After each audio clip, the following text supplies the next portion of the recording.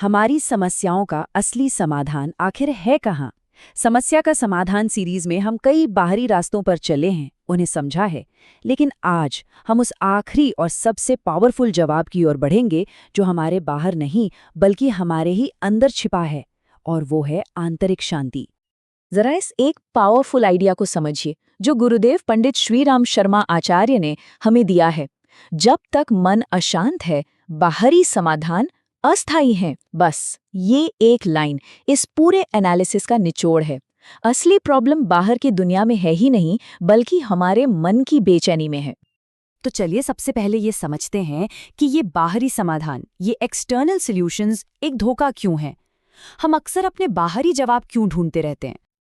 अक्सर हम क्या सोचते हैं कि पैसा, नाम या कामयाबी मिलने से हमारी सारी प्रॉब्लम्स खत्म हो जाएंगी।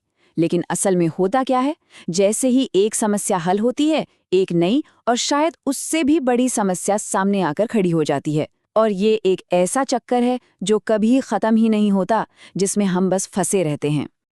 ये कहानी इस बात को बड़े अच्छे से समझाती है। सोचिए, एक बहुत ही शक्तिशाली राजा था जिसने पूरी दुनिया जीत ली, लेकिन फिर भी वो हमेशा दुखी रहता था। तब एक संत ने उसे बताया कि तुमने बाहर का तो हर खजाना पा लिया, लेकिन एक खजाना छोड़ दिया, और वो है स्वयं का खजाना, यानी आत्मबोध। सीधी सी बात है, बाहरी अचीवमेंट से अंदर की शांति मिले, इसकी कोई गारंटी नहीं है। तो अगर बाहरी दुनिया में सॉल्यूशन ही नहीं है, तो फिर चाबी कहाँ है? चलिए अब उस असली कॉन्सेप्ट की तरफ चलते हैं जो हमारी इस अंदर की बेचैनी का पक्का समाधान है। और वो चाबी है आत्मबोध। तो सवाल है कि ये आत्मबोध आखिर है क्या? इसका सीधा सा मतलब है ये समझना, ये फील करना कि हमारी असली पहचान ये शरीर नहीं है, बल्कि इसके अंदर जो शाश्वत, कभी न खत्म होने वाली चेतना है, वो हम हैं। अब ये कंपैरिजन देखिए, ये बड़ा इंटरेस्टिंग है। एक तरफ है अशांति। इसका सोर्स क्या है? अपने सच्चे स्वरूप का अज्ञान। जब हम खुद को नहीं पहचानते तो बाहरी समस्याओं से बहुत जल्दी हिल जाते हैं, परेशान हो जाते हैं। और दूसरी तरफ है शांति। इसका सोर्स है आत्मबोध। और जब ये एहसास हो जाता है तो बाहर चाहे कितना भी बड़ा तूफान क्यों ना आए, हमारी अंदर की स्थिति एकदम अडिग रहती है। तो ठीक है, क्या करना है ये तो समझ लिया, लेकिन कैसे करें? अब बात करते हैं प्रैक्टिकल स्टेप्स की, कि आंतरिक शांति के इस रास्ते पर चला कैसे जाए। देखिए, ये समझना बहुत जरूरी है कि आंतरिक शांति कोई मंजिल नहीं है कि एक दिन वहां पहुंच गए और काम खत्म। नहीं, ये जीने का एक हुनर है, एक आर्ट है। और ये कला आती है प्रेजेंट को एक्सेप्ट करने से और अपने रिएक्शंस पर काबू पाने से। ये एक एक्टिव प्रैक्टिस है, कोई पैसिव स्टेट नहीं। तो इस कला को साधने के लिए यहाँ 3 सिंपल स्टेप्स हैं। पहला, वर्तमान को स्वीकार करें। जो बीत गया उसका पछतावा, और जो आने वाला है उसकी चिंता, इन दोनों को छोड़ दें। ये शांति के 2 सबसे बड़े दुश्मन हैं। दूसरा, अपनी प्रतिक्रिया पर महारत हासिल करें। हालात आपके कंट्रोल में हो या ना हो, पर आपका रिएक्शन वो पूरी तरह आपके हाथ में है। एक शांत रिएक्शन ही सबसे बड़ी जीत है। और तीसरा, अनासक्ति का अभ्यास करें। दुनिया में ऐसे रहें जैसे कमल का पत्ता पानी में रहता है। पानी में तो है, पर पानी उसे छू नहीं पाता। अब बात करते हैं आंतरिक शांति की राह में आने वाली सबसे बड़ी रुकावट की, डर। और ये भी कि आत्मबोध इसे कैसे जड़ से खत्म कर देता है। आप गौर करेंगे तो पाएंगे कि हमारी लगभग हर समस्या के पीछे एक साथी हमेशा खड़ा होता है, और वो है डर। फेल होने का डर, कुछ खोने का डर, और सबसे बड़ा, मौत का डर। और यही डर है जो अंदर ही अंदर हमें परेशान करता रहता है, हमारी सारी पीड़ा का कारण बनता है।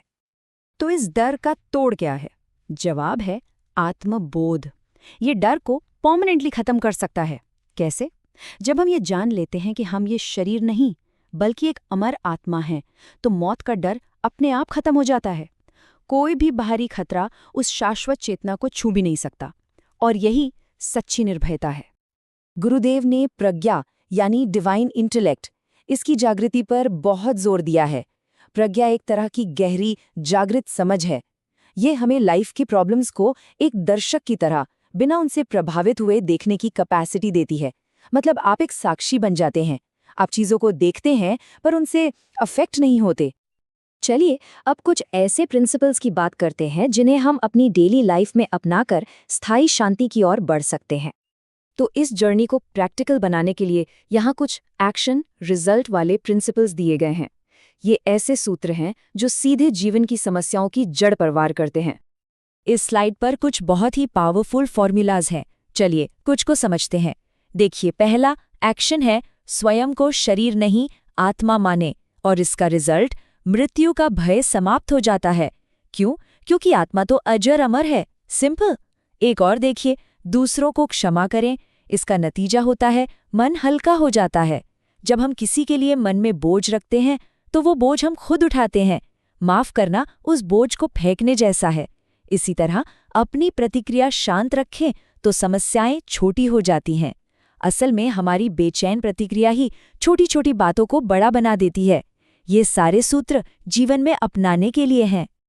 तो इस पूरे विश्लेषण का आखिरी सूत्र क्या है? वो ये है, आत्मबोध ही सर्वोपरि समाधान है। यही है अल्टीमेट सॉल्यूशन। लेकिन एक बात याद रखिए, ये यात्रा यहाँ खत्म नहीं होती। असल में ये तो आपके अंदर अब शुरू होती है। ये ज्ञान सिर्फ सुनने के लिए नहीं, बल्कि जीने के लिए है।